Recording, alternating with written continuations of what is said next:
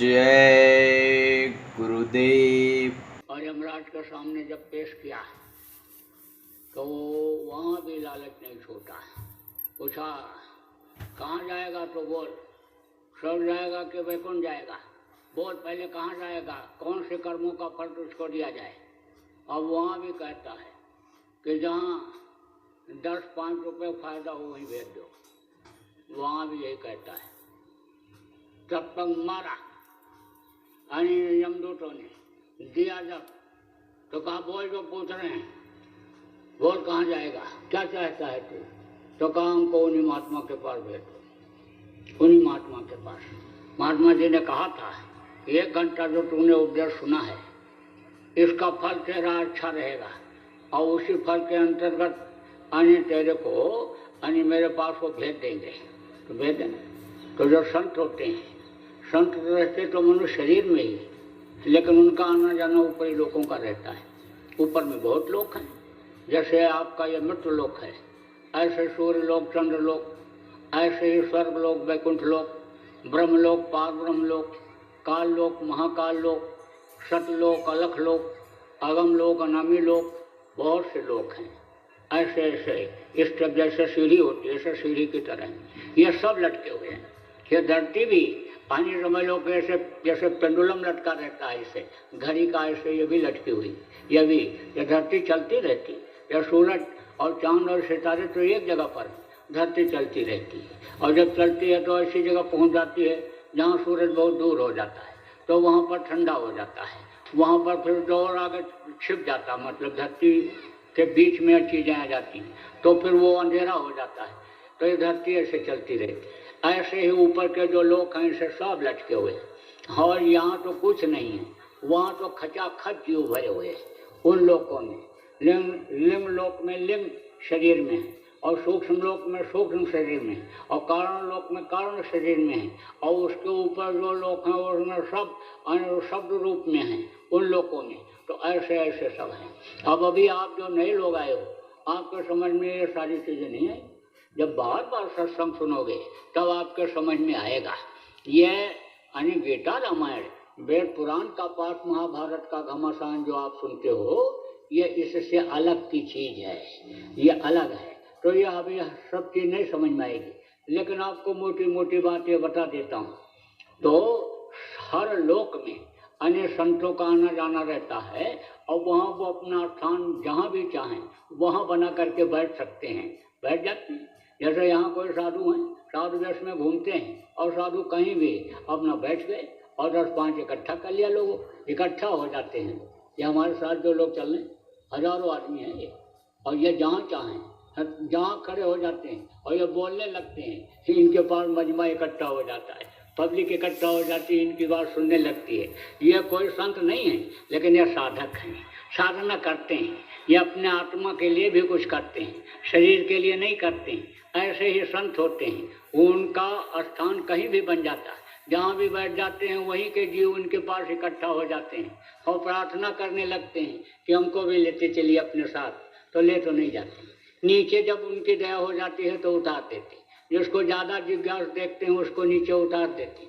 राजा महाराजा के यहाँ जन्म दिला दिया, सत्संगियों के यहाँ जन्म दिला देते। राजा महाराजा के यहाँ तो ज़्यादातर स्वर्ग वैकुंठ वाले आते हैं, शेर साहूकारों के यहाँ स्वर्ग वैकुंठ वाले आते हैं। पूर्ण छीड़े में तो लोग के जब पूर्ण छीड़ हो जाता है तब वो यहाँ ऐसे उतार दिए जाते हैं। लेकिन संतों के जो जीव होते हैं ज़्यादातर सत्संगियों के यहाँ आते हैं, जिनको नीचे उतारते हैं कि जिससे जल्दी से जल्दी उनको रास्ता मिल जाए, नामदान मिल जाए, सद्गुरु मिल जाए और इनका कल्याण हो जाए। तो यमराज ने कहा ले जाओ भाई, ले जाओ, देखो कहाँ हैं। तो देखा, उन्होंने कहा ले जाओ, वहाँ पर वो बैठे हुए हैं, मजमा लगाए हुए हैं, सत्संग कर रहे हैं। तो वहाँ पर ले गए यमराज के दूत। तो यमराज के दूत वहाँ कैसे जा सकते, जा नहीं सकते। इसको भेज दिया सेठ को। सेठ गया वहाँ और देखा, प्रणाम किया, महात्मा जी ने इशारा कर दिया बैठ जा, बैठ जा। तो बैठ गया। अब डर के मारे यमराज के दूतों को देख रहा है, क्योंकि यमराज के दूत बोले थे कि जल्दी से जा और वहाँ पर बस प्रणाम करके और फिर तू चला, वहाँ हम नहीं जा सकते, हम यहीं पर खड़े हैं। अब उधर देखता है, अब वो वहीं से आँख दिखाते हैं और वहीं से हाथ दिखाते हैं और वहीं से मुँह से इशारा करते हैं, डरवाते हैं, तो फिर उठने की कोशिश करता, फिर महात्मा जी से इशारा कर देते, फिर बैठ जाता। और घंटों हो गए, जैसे उठने की कोशिश करे डर के मारे, कैसे फिर इशारा कर दे। अब यमदूत वहाँ जाए कैसे, निराश होकर के लौट आए और बोले यमराज से कि वो तो उठा ही नहीं, उठ ही नहीं रहा है। और महात्मा जी उठता भी है तो इशारा कर देते हैं, फिर बैठ जाता है। उन्होंने कहा जाओ तुम्हारे हाथ से निकल गया वो, अब निकल गया। तो कहने का मतलब यह है कि उनकी दया जब हो जाए, इस तरह से दया संत की हो जाती है, तब तो बचत हो सकती है। और नहीं तो वो हुक्म दे देता है ले जाओ इनको नरकों में डाल दो। अब वहाँ काटे गए, सड़ाए गए, गलाए गए, तपाए गए। वहाँ से जब छुटकारा मिला तो कीड़ा मकोड़ा के शरीर में, सांप गोजर बिच्छू के शरीर में यही जीवात्मा बंद कर दी जाती है। वहाँ से जब छुटकारा मिलता है तो 9 महीने माँ के पेट में उल्टे लटकना पड़ता है। उस वक्त पर यानी समझ लो माँ के पेट की गर्मी बराबर तपाती रहती है, बराबर यानी समझ लो परेशान करती रहती है, बहुत तकलीफ। तभी तो जीव प्रार्थना उस मालिक से करता है कि अब प्रभु कृपा करो यही भांति, और सब अत्ता जी भजन करो दिन राती, सब कुछ तज करके दिन रात भजन करूँगा, मुझको बाहर निकालो प्रभु, मेरे ऊपर दया करो, कृपा करो, मेहरबानी करो। माँ के पेट में इस चीज़ की जानकारी रहती है कि मनुष्य शरीर के अंदर से ही केवल ऐसा उद्धार का रास्ता है और किसी के अंदर नहीं है। इसलिए मनुष्य शरीर जल्दी चाहता है। यह भी माँ के पेट में मालूम रहता है कि सिवाय सदगुरु के और कोई रास्ता बता नहीं सकता है, उन्हीं को जानकारी रहती है। तो कहता है सदगुरु की खोज करेंगे, जिनको मुर्शिदे कामिल कहा गया उनकी खोज करेंगे। हम रास्ता लेकर के दिन रात आपको याद करते रहेंगे, आपके चरणों में पड़े रहेंगे, आप मेरे ऊपर दया कर दो। तो दया कर देता है। दीन बंधु दीनानाथ गरीब परवर उसका नाम पड़ा है। लेकिन बाहर आकर भरमिया और बहुत उठाए पाप, बाहर आकर के वो वादा भूल जाता है और अन्य समझ लो कि पाप इस शरीर से करने लग जाता है।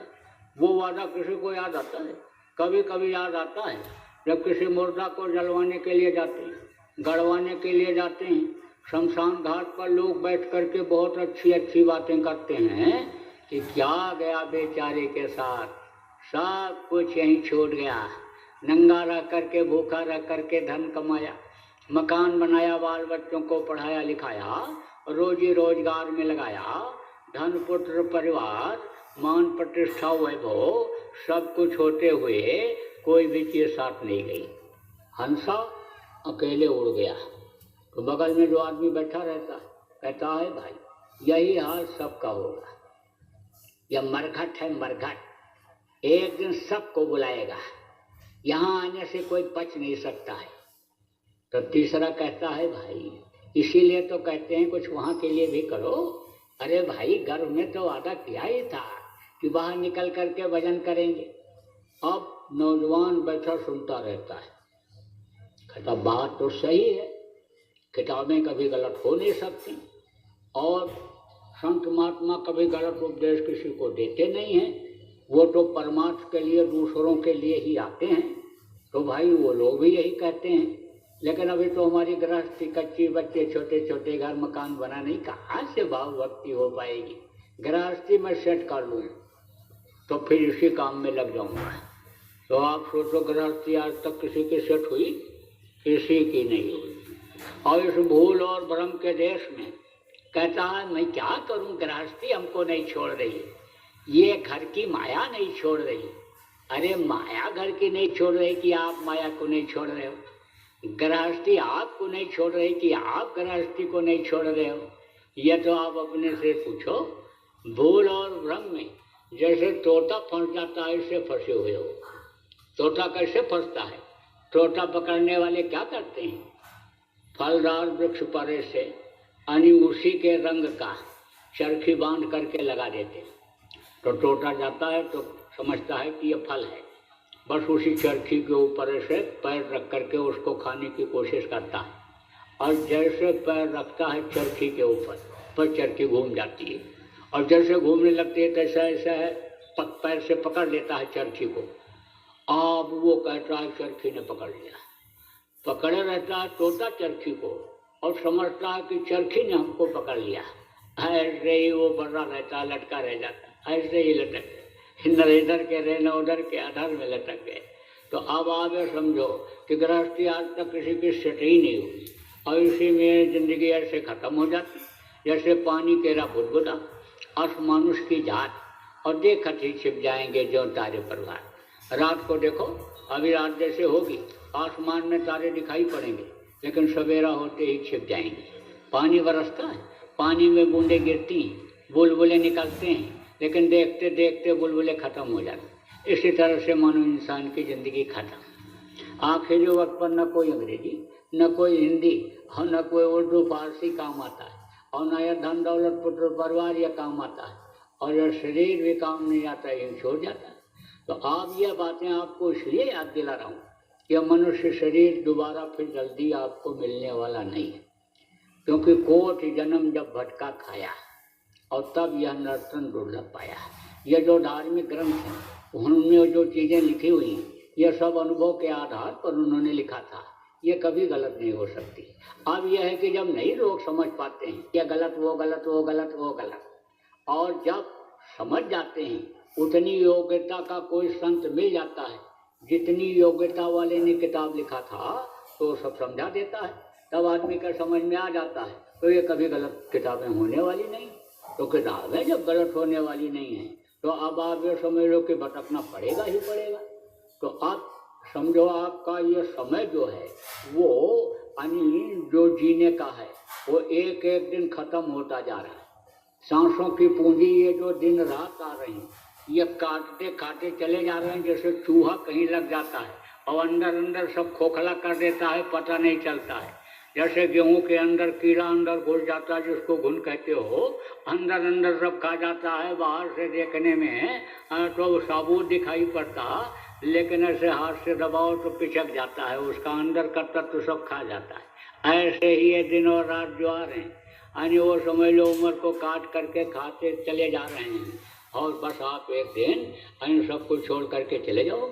तो अब किस लिए यहाँ पर इस धरती पर उतारे गए, किस लिए आप पैदा किए गए, इसको आप समझो। इसलिए पैदा किए गए कि दोबारा फिर इस दुख के संसार में ना आना पड़े, क्योंकि यह है दुखों का संसार। यहाँ कोई सुखी है, कोई नहीं सुखी। इतने आदमी आप बैठे हो, कोई ये नहीं कह सकते हो कि हमारे घर में बीमारी नहीं आई या हम बीमार नहीं हुए। और कुछ घरों में तो बराबर बीमारी बनी रहती है। इनसे पूछो या न बताओ, तो हमसे पूछो हम बता देंगे कि इनके घर में कोई न कोई बीमार ही रहता है। लड़ाई झगड़ा के लिए कोई ये नहीं कह सकते हो कि हमारे घर में लड़ाई झगड़ा नहीं हुआ आज तक। लड़ाई झगड़ा होते ही रहता है। बुढ़े न लड़े, जवान न लड़े तो लड़के ही लड़ते रहते हैं। और कुछ घर ऐसे हैं जिनमें रोज कुछ कुछ होता रहता है, न चाहते हुए भी। यानी आदमी बोल जाता है, औरत बोल जाती है और झगड़ा हो जाता है। तो ये दुखों का संसार है।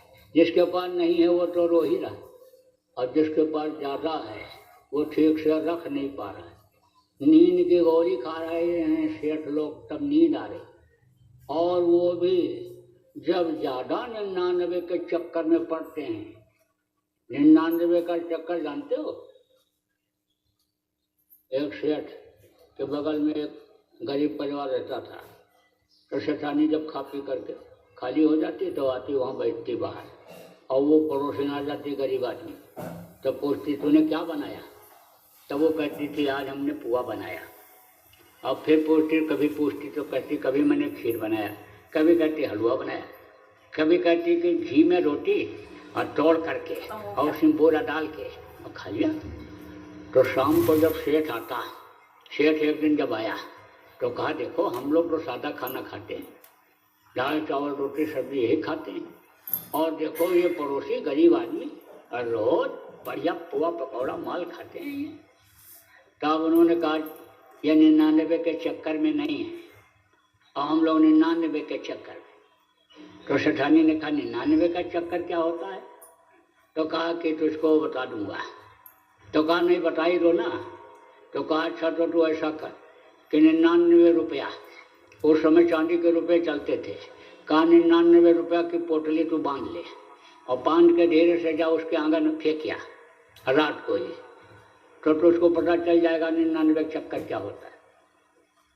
फेंक दिया तो जब सुबह उठी झाड़ू लगा रही थी तो पोटली मिल गई चांदी की रुपयों की। खुश हो गई तो गई तो गिन ना पावे। तब तक उसका आदमी जगा तो उसने जो है 10 रुपया ऐसा रख करके गिना। तो कहा कि ये 10 10 2 90 तो 10 10 कर रखा और एक में 1 रुपया कम था। तो जोड़ा दूसरे से किसी से पढ़े लिखे से पूछा तो कहा टोटल 99 हुआ। तो कहा अच्छा 99 हुआ। तो कहा 99 रुपया हमको मिल गया, इतना रुपया मिल गया। तो देखो मालिक ने दिया, भगवान ने दिया, कहते हैं देता है तो छप्पड़ फाड़ के देता है। उस समय 99 की कीमत थी, रुपया पैसा की कीमत उस समय बहुत ज़्यादा थी। अनाज तो खूब था लोगों के यहाँ, लेकिन रुपया नहीं हुआ करता था। कहा 99 दे दिया, छप्पड़ फाड़ के दिया। अब उसको बहुत संभाल के रख लिया। तो कहा देख अब जो है 1 रुपया और जोड़ दिया जाए तो 100 हो जाए। तो कहा तब क्या किया जाए? तो कहा चटनी रोटी खा लिया जाए।